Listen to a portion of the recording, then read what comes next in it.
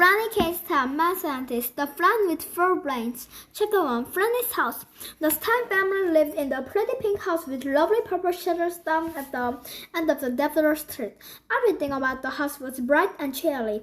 Everything that is, except the upstairs bedroom with the tiny large window. The window looked in the bedroom, where one of the busiest math scientists us was working away to keep all her projects and her experiments on the room. She had a crowd of breadcrumbs that needed to be sharp to eat money. She had a giant cesspit that needed to help with her shoes every day. She had her own bread of soy plants that had to be made daily. Franny's lab projects were a lot of work, but Franny truly loved math science, and she loved math science, and so she never missed putting in the time. Chapter 2, Franny's school. Franny also liked school. Her teacher, Mrs. Shelley, was great, and she always kept the kids busy with lots of challenging projects. Already that year, they had spent time studying dinosaurs, pottery, and even ancient Egypt, which Franny really enjoys, even through her extra credit project with the concern. Mrs. Shelley later made Franny unzip the mummy and release the constellation of herms. Through Franny projects said that everybody knows mummies eat people everyone's in the world, and that customers should know better than to get too close. Great teachers like Mrs. Shelley always kept a little pressure on, and every day after school, Franny had to make time for her homework. Some days it was easy, like when it was about electric organs and strange communal relations. Someday it was hard, like when it was not about monsters or external relations or electoral brains. But no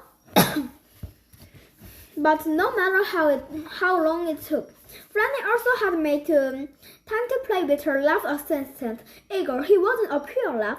He was also part poodle, part chihuahua, part beagle, part spaniel, and part shepherd, and part some kind of wizard thing that wasn't even exactly a dog. Franny had learned that not paying enough attention to Igor was dangerous. Then he got too lonely. He turned to miserable. And Igor knew when Franny needed attention. He was really good at listening when her instructions to getting too tight, and he was always trying to figure out always to make her laugh. Sometimes it was jingling chainsaws. Sometimes it was alligator with listening. Sometimes it was listening alligator with chainsaws. Literally, he started dressing up like Franny and imitating her, and that would always make Franny laugh so hard she could hardly breathe. Always, that is expected when Franny felt overwhelmed to be actually a lot of her extra advice. Chapter 3, Getting weaker by the week. Franny's mom always drew her to the weekly extra adventures. A day week it was soccer, another day it was gourmet cooking, and another day it was black paper lessons. Franny liked the extra advances, but sometimes she felt like they were a bit too much. Some days she was in the mood to just hanging around her lab doing regular kind of things, like playing with her toys or reading books or bringing a monster to life through the appearance of giant bursts of electricity. But her mom wanted Franny to have the opportunity to the best could be, and try new things and learn about stuff they might not be teaching at school. Franny's mom had told her that it was important to do her best and always serve on her experiments. Franny understood that her mom was right, and she worked as hard as she could to be excellent, even when it made her very, very tired. Chapter 4, Woods to Tight. One day, Franny walked the stairs to her room after a long day at school, followed by a back paper lesson. bagpipe lessons. She had a lot of homework ahead of her, and knew she had forgotten to take care of some of the lab stuff earlier that morning. Her dad was stutters. She was talking about everything all at once. She went over to the Southfield Church market. Then she shoved the soy plant and put shoes on the trucks. She gave a monster bar of dogwood and was just prompting to let a jillion bolts of electricity through Igor before she realized that she had gotten everything all mixed up. "Oh no," she groaned. "It's too much," she said. "That kind of electricity would have flattened you like a potato chips, Igor. I would have to think clearly. I have to talk to Mom." The next day, Franny told her mom about the mix-up in the laboratory. Igor could have been baptized. The soy plant is mad because it was really trying to grow a mustache. The strokes are after me to make them some fit to go with their new shoes. And who in their last mind is ever going to drink 2 gallons of sensitive milk? Mom, I think this all happened because I'm so busy. Do you think it would be okay if I took a break from a bagpipe lesson for a while? "But Franny," her mom said, "how else will you learn? The bagpipe is a beautiful instrument, and music teaches you self-control and how to perform with confidence." "Okay," Franny said with a sigh. "Then how about if we skip the gourmet cooking class?"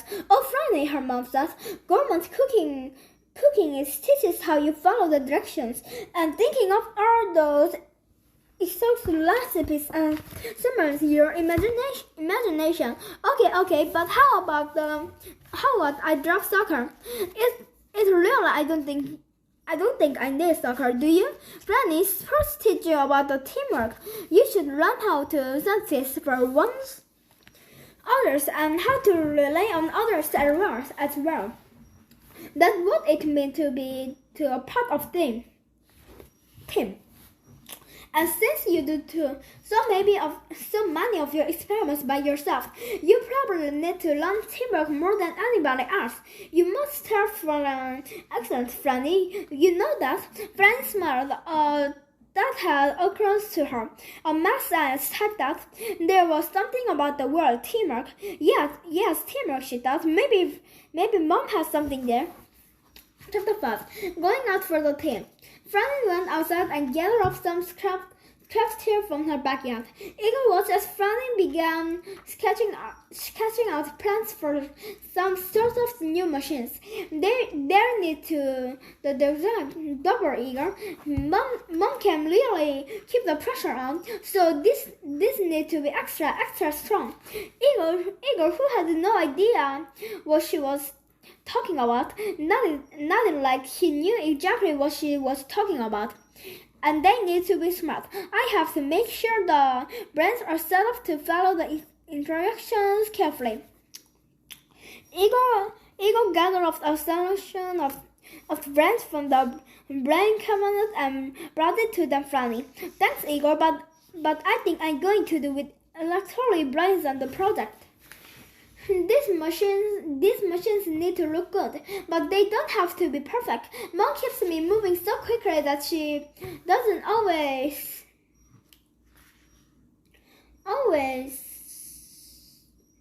talk about. I was straight under the effects of the Marley formula I disproved. I prayed for 2 hours and she never noticed that I didn't even have legs. It would be hard to make them good enough for Mom." Franny quickly made a few calculations and demanded some of the special features she would need to imagine them. She whiskered the plans of her drawing board and cracked them on the wall. She turned to Igor and grinned her math scientist grin. Also, writing and cracking, and Franny laughed. She loved it when writing and cracking just before she relieved a plan. "Igor," she said, "behind the front box." Chapter 6. Making yourself at home. Franny hummed cheerfully as she made three mushroom-fills of copies of herself. She typed this prompter carefully and was certain it was the answer to all of her problems. Pretty clever, don't you think so, Igor? She said as Igor watched with a growing concern. He had learned about that one Franny was already a lot of Franny. He wasn't sure if four of them was such a good idea. Igor started on remembering some of Franny's robots that had caused trouble in the past. These robots are going to handle all of those extra advice that Mom has lined up. They'll take the bagpipe lessons, they learn gourmet cooking, and they play soccer. They do it all for me. Igor wondered if he and Franny could also make a few Eagerbots for some of his chores. This machine will give me more time to do my homework and my experiments. And they may give me some extra time to spend with my lower lab's assistants. She winked at Igor. That was all Igor needed to hear. Anything that would give him more time with Franny had to be a good idea. And he worked extra hard to help her complete the frameworks quickly. Chapter 7. Me, myself, and one more mine. Franny tightened. Few screws there, and the frameworks were finally complete. She wound them as tight as she could, as they would go, and with the flip of the new switches, they were fairly amazed. The frameworks stood quietly, eyeing their experiments. Framework number 1, Franny began. Your inside was engines. I'm playing. Framework number 1, Franny began. Your insights were engineered to be perfectly good. As playing the bagpipes, you will be handling our music lesson. The framework thumped his chest. Yes, Franny, the robot said in a voice that sounded like a lot of Franny's. Framework number 2, you will be the soccer player. You notice that your legs have been discussed for unusually powerful kicking. The framework fixes powerful limbs. Yes, Franny, the robot said in the voice that also sounded like a lot of Franny's. And framework number 3, you were assistant in the gourmet cooking lessons. You have been outfitted with a special food light that will make it easy for you to try your various recipes in a flash. The framework looked at the food light blaster it could flip out of its list. Yes, Franny, the last framework said in a voice that sounded a lot like your guessed Franny's. Mom expects a lot of comment for all of you to still remember, you must always do your best. You must strive for excellence. That is what is most important here, excellent. The frameworks beeped as if they are taking very careful notes of this instruction. Excellent, they said together and nodded obviously. Chapter 8. See, I told you nothing could go wrong. 2 weeks later, Franny was feeling a lot more relaxed. The frameworks had been presumably brilliant, and the soccer coach, cooking and instrument, and bagpipe teacher hadn't noticed that they were machines. In fact, they did so well that extra advice that Franny had been shouting or letting them take her plastic screws. Nobody at school could tell they were robots either, and they were getting grades almost as good as the ones Franny usually got. Franny now had more time for her new projects, like teaching a monkey to use a monkey wrench and a hammerhead to use a hammer, and a mouse to use a mouse. Igor was glad to have a Franny home every day. The Flammos seemed to be generally enjoying their tasks. Sure, they might have been taking them a bit too seriously, but that's what Franny had told them. She said that nothing was more important than excellent, than they were following her instructions. It was perfect, Franny thought. The spark Franny noticed that it might not have been into perfect for her mom. The Flammos moved much more quickly than Franny. and her mom often has to learn to keep up. The Flamboys are so drawn to activity that they often stay longer at the soccer practice or cooking class, and they were beginning for extra credit project at school. And Mom was staying up late at night to help them complete it all. Mom was running herself to legging to try to get the Flamboys to their activities and helping them to keep with all the extra works. Franny wondered if maybe Mom would like some time to just relax and unwind and do some regular mom things instead of always running around. Maybe it's time to leap on these Flamboys, she said to Igor.